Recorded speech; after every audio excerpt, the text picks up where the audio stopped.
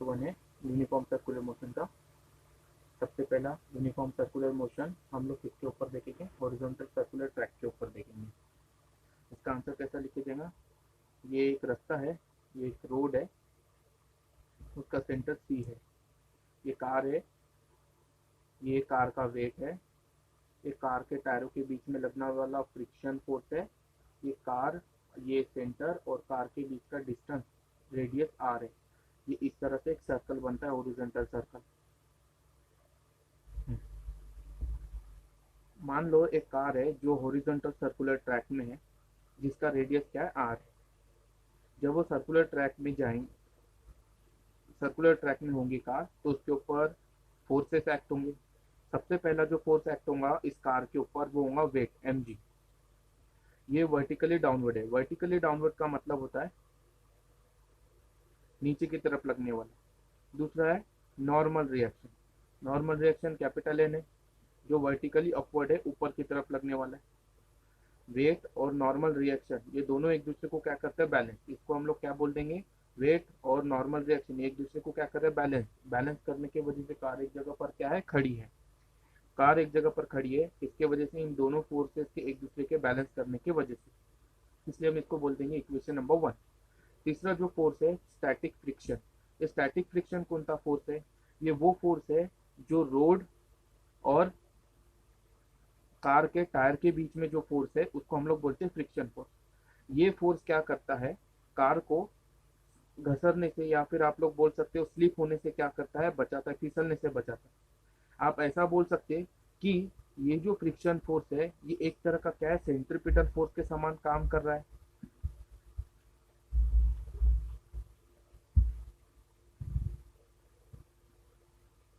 फिर उसके बाद ये जो सेंट्रीपिटल फोर्स है एफसीपी, ये बैलेंस किसके थ्रू हो रहा है, सेंट्रीफ्यूगल फोर्स। ये सेंट्रीफ्यूगल फोर्स क्या है, ये वो फोर्स है जो क्या हो रहा है, बाहर की तरफ लग रहा है कार के। अब फ्रिक्शन फोर्स किसके बराबर हो गया, सेंट्रीफ्यूगल फोर्स के बराबर हो गया। और आप ऐसा भी लिख सकते इसको, अगर आप यहाँ पर किसकी वैल्यू रखेंगे, ओमेगा की वैल्यू रखेंगे, तो आपको ये इक्वेशन इस इक्वेशन में कन्वर्ट मिलेगा। इसको हम लोग बोल देंगे इक्वेशन नंबर 2। हम इक्वेशन नंबर 2 को इक्वेशन 1 से डिवाइड करेंगे और हमें ये मिलेगा, static friction upon normal reaction is equal to centrifugal force upon weight is equal to mm cancel कर दिया जाए तो r ओमेगा स्क्वायर बचेगा, अपॉन में g बचेगा। लेकिन v का वैल्यू क्या होता है, ओमेगा r होता है। तो हम लोग क्या कर सकते हैं, ओमेगा को वहीं पर ही रखेंगे और r को क्या करेंगे, उसके नीचे लाएंगे। तो ओमेगा की वैल्यू क्या मिल जाएंगी, v अपॉन r मिल जाएंगी। अब ओमेगा की वैल्यू को इस यहाँ पर पुट करेंगे तो v अपॉन r, इसका क्या हो जाए, क्या करेंगे, स्क्वायर, इसका स्क्वायर करेंगे तो v square upon r square. ये r और ऊपर का एक r कैंसिल हो जाएगा तो नीचे में एक r बचेगा। तो हम लोग क्या कर सकते हैं, static friction upon normal reaction is equal to v square upon r g. इसको हम लोग बोल देंगे इक्वेशन नंबर 3। अभी मान के चलो कि वो व्हीकल एक ट्रैक पर है, तो वो जो रास्ता होगा उसका रेडियस क्या होगा, कांस्टेंट होगा। वो जो व्हीकल होगा उसका वेट और नॉर्मल रिएक्शन वो भी कैसा होगा, कांस्टेंट ही होगा।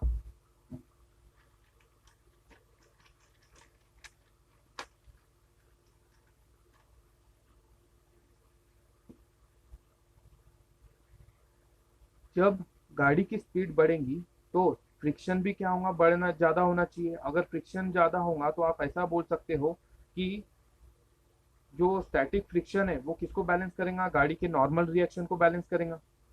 अब ये डायरेक्टली प्रोपोर्शनल का साइन हटा दिया जाए तो फ्रिक्शन कांस्टेंट है। अब ये फ्रिक्शन कांस्टेंट की वैल्यू हमको निकालना है तो एन कहाँ चले जाएगा, नीचे। तो static friction upon normal reaction is equal to coefficient of friction, इसको इक्वेशन नंबर 4 दे देंगे। म्यूएस क्या है, कोएफिशिएंट ऑफ फ्रिक्शन है। कैपिटल एन क्या है, नॉर्मल रिएक्शन है। F to the base s क्या है, स्टैटिक फ्रिक्शन है। म्यूएस क्या है, कोएफिशिएंट ऑफ फ्रिक्शन। अब मान के चलो कि ये जो म्यूएस है ये अपने को क्या बताता है, अपर लिमिट बताता है, मतलब मैक्सिमम लिमिट कितनी होनी चाहिए फ्रिक्शन की। और ये जो मैक्सिमम लिमिट रहेंगी फ्रिक्शन की, ये किसके ऊपर डिपेंड रहेंगी, स्पीड के ऊपर डिपेंड रहेंगी। अगर गाड़ी बहुत ही ज्यादा तेज चली और फ्रिक्शन बहुत ही ज्यादा बढ़ गया तो समझ जाना कि वो गाड़ी का क्या हो सकता है, एक्सीडेंट हो सकता है। दूसरा, गाड़ी स्लिप भी हो सकती है। मैक्सिमम स्पीड में, मैक्सिमम स्पीड कितनी होनी चाहिए? अगर गाड़ी एकदम ज्यादा स्पीड से जा रही, मैक्सिमम स्पीड कितनी होनी चाहिए ताकि गाड़ी आसानी से टर्न हो जाए और कोएफिशिएंट ऑफ फ्रिक्शन भी क्या हो, आसानी से मेंटेन कर सके गाड़ी को ताकि एक्सीडेंट ना हो सके। तो मैक्सिमम स्पीड के लिए इक्वेशन निकालना है अपने को। तो इक्वेशन 3 को ही हम लोग क्या करेंगे, इस तरह से लिखेंगे। मैक्सिमम स्पीड के लिए इक्वेशन लिखा। अब इसका मतलब क्या होता है, इसका मतलब क्या होता है, म्यू एस होता है, हमने इक्वेशन नंबर 4 में देखा। और म्यू एस की तरफ आर जी चला जाएगा, तो v max is equal to under root mu s r g हो जाएगा। ये जो